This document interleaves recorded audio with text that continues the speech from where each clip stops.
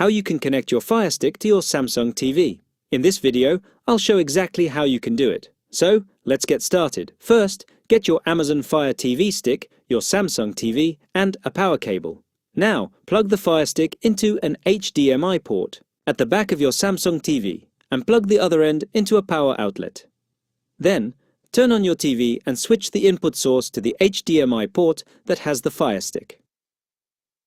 Once your screen shows the Fire TV Home, make sure your Firestick remote is working.